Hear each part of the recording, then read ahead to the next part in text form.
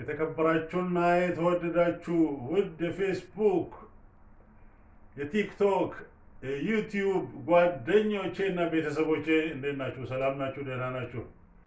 እኔ ፈጣሪ ይመስገን በጣም ሰላም ነኝ።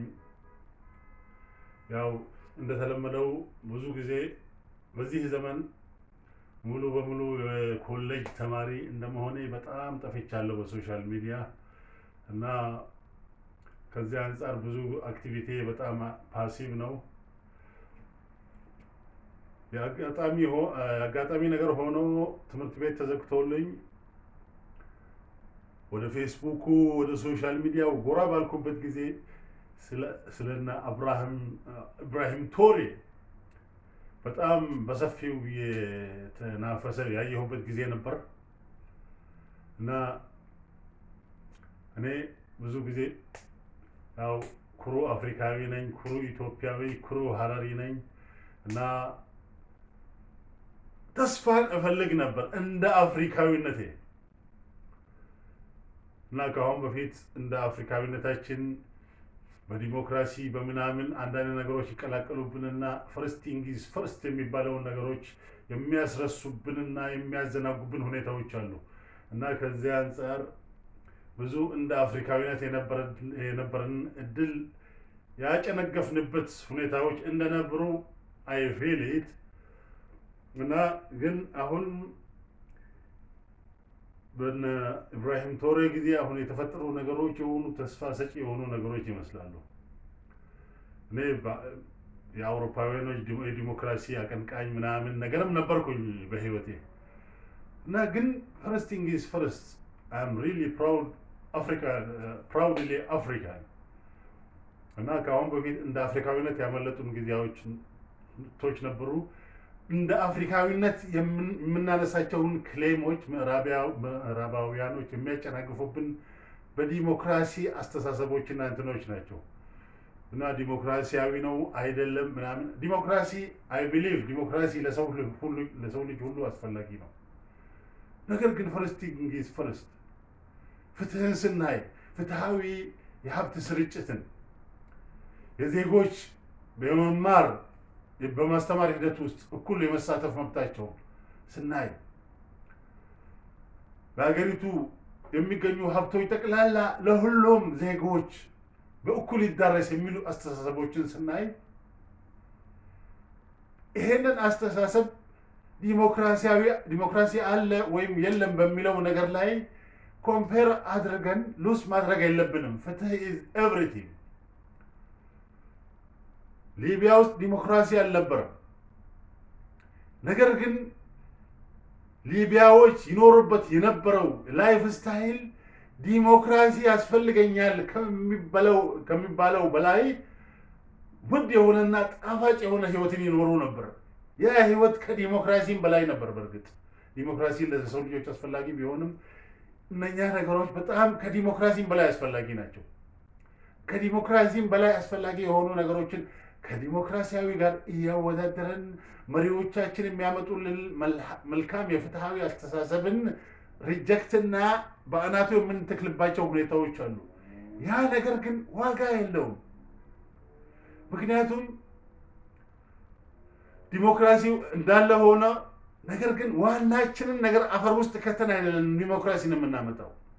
መልካም መሪዎችና መልካም አስተዳደሮች ብቅ ባሉልን ጊዜ ከነሱ ጋር አንድ ላይ ሆነን ዲሞክራሲያዊ የሚባለውን ስርዓት ራሱ መትከል እንደምንችል እየገባኝ ነው የመጣው እና ያንን ዲሞክራሲያዊ ስርዓት ፍትህን ረግጠን የሚመጣ ዲሞክራሲያዊ ስርዓት በጭራሽ አይኖርም።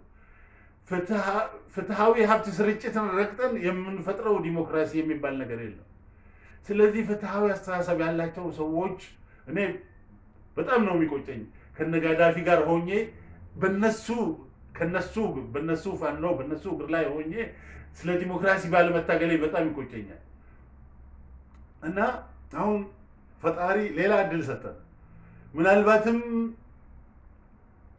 የነጋዳፊን እንድናመሰግን ዛሬ እና ኢብራሂም ቶሬን እንድናመሰግን ያደረገን ውድ የሆኑ መሪዎቻችንን እንደዋዛ ምዕራባውያኖች ሲነጥቁን እኛም እንደዋዛ እያጨበጨብን ያለፍንባቸው ጊዜና ዛሬ እንደ እግር እሳት የሚያቃጥለን ዘመናቶችን ማሳለፋችን ነው ዛሬ ለኢብራሂም ትራኦሬ በጣም ትልቅ ግምትና ክብር እንዲሰጠን ያደረገን።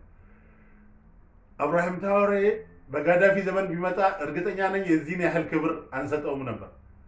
ኢብራሂም ትራኦሬ በቶማስ ሰንካራ ዘመን ቢመጣ ይሄን ያህል ክብር አንሰጠውም ነበር። ግን ውድ ዋጋዎችና እኛ ትኩረት ያልሰጠንባቸውን ነገሮች በዛ ዘመን መነጠቃችን ዛሬ ኢብራሂም ትራኦሬን በጣም እንድናከብርና እንድንወድ አድርጎናል። እና ስለዚህ ይህንን መልካም አስተሳሰብ ያለውና ፖዚቲቭ ራሱን የማይቆልል ራሱን የማይክብ በመሪዎች ዙሪያ ያሉ ነገሮች እንዲፋፉና እንዲበረከቱ ከማድረግ ይልቅ እያንዳንዱ ህብረተሰብ ተጠቃሚ የሚሆንበትን ሁኔታ ብቻ ላይ ያተኮረ መሪ ይህን አይነት መሪዎች ከፈጣሪ የተሰጡን ጸጋዎች ናቸው። እና ስለ ዲሞክራሲ መዘመር እንፈልጋለን፣ ዲሞክራሲ እንፈልጋለን፣ እኔም እንፈልጋለሁ። ነገር ግን ከነኚህ ሰዎች ጋር ሆነን ዲሞክራሲን እናምጣ። እነኚህ ሰዎች ረግጠን የምናመጣው ዲሞክራሲ አይኖርም። እና አሁን ይሄንን እኔ የአፍሪካዊ ትግል ባየሁበት ጊዜ በነበረችኝ የቫኬሽን ታይም አይኔን ሳላሽ ተቀላቅዬ ብዙም ንግግሮችና እንትኖች ባላደርግም ቪዲዮዎቻቸውን ሼር በማድረግ እናንተን በጣም አስተዋጽኦ አድርጌያለሁ። እና እንደ ኢትዮጵያዊ ከዚህ በላይም ማድረግ ይጠበቅብናል። እና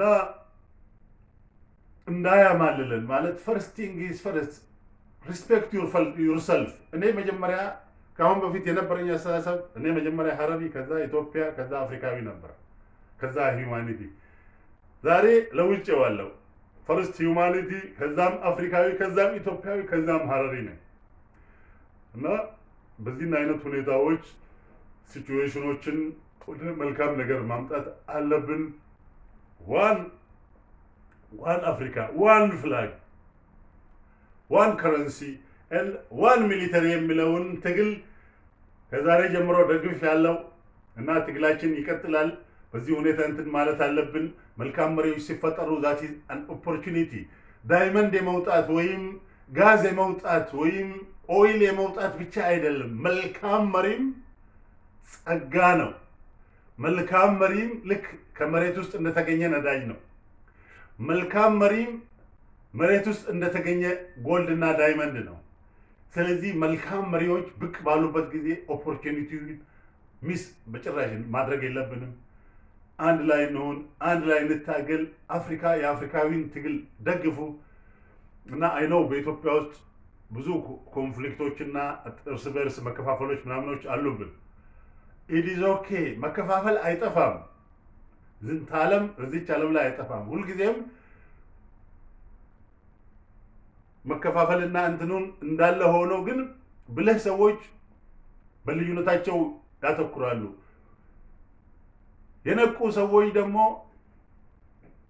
በጋራ ጉዳያቸው ላይ ያተኩራሉ የሚለው አባባልም ስላለ፣ ስለዚህ እንደነቃ ህብረተሰብ አስበን በጋራ ጉዳይ ላይ ትኩረት እንስጥ። ልዩነቱ ይኖር፣ በጋራ ጉዳይ ትኩረት ሰጥተን በተንቀሳቀስና በታገልንበት ቁጥር ልዩነታችን ራሱ በራሱ ጊዜ እየጠበበ ነው የሚሄደው። እና ስለዚህ እንደ ማንኛውም ዶሞሪ መንግስት እንደዚህ አላለ እዛ ውስጥ አትግቡ። እንደ ማንኛውም ኢትዮጵያዊ የዚህ ትግል አካል እንሆን በያለንበት the whole ኢትዮጵያ እና the whole አፍሪካን ትግሉ ይቀጣጠል። ከዛ አፍሪካ ለአፍሪካኖች፣ አፍሪካ ለምዕራባውያኖች የሪሶርስ እንደ ሪሶርስ ግብአት ነው የምትቆጠረው። ሰዎች እንደሚኖሩባት ደሴት አይደለችም። ሰዎች እንደሚኖሩባት አህጉር አይደለችም። ልክ አንታርክቲካና አርክቲክን እንደተከፋፈሉት፣ ልክ ጨረቃ ላይ ያለውን መሬትን እንደተከፋፈሉት የአፍሪካ ያለውንም መሬት የተከፋፈሉ የኮሎኒያሊስት አስተሳሰብ ያላቸው ሰዎች አሉ። ስለዚህ በዛ መልኩ የሚያስቡ ሰዎች ግብአት በጭራሽ እንዳንሆን ስለዚህ አፍሪካ የማንም የኢኮኖሚ እና የኪስ መቀራመቻ ለዛውም የግለሰብ ካፒታሊስቶች የኪስ ማሙያና መቀራመቻ መሆን የለባትም። አፍሪካ የሰዎች መኖሪያ ነች እንጂ የነሱ የወርቅ ማከማቻ ወይም የወርቅ ማለቢያ መሬት አይደለችም። አፍሪካን እንደ አፍሪካ ሪስፔክት ማድረግ አለባቸው ምዕራባውያን። አፍሪካን እንደ ማንኛውም ሀገር ዊን ዊን በሆነ መንገድ ኮሚኒኬት አድርገው መጠቃቀም ካለባቸው መጠቃቀም አለባቸው እንጂ አንተማ የኔ ነህ፣ መሬትም አንተ ነው የኔ ነው፣ አንተም የኔ ነህ አይነት አስተሳሰብ ሲወርድ ሲዋረድ ተቀባብለው የመጡት አስተሳሰብ የሚያራምዱ ሰዎች አካል መሆን የለብንም። ስለዚህ አቅም ፈቀደ መጠን እንታገል፣ በጋራ እንድቁም፣ አንድነታችን እናጠናክር። አፍሪካ ለዘላለም ትኑር። አፍሪካ አንድ ትሆናለች። ስላዳመጣችሁኝ አመሰግናለሁ።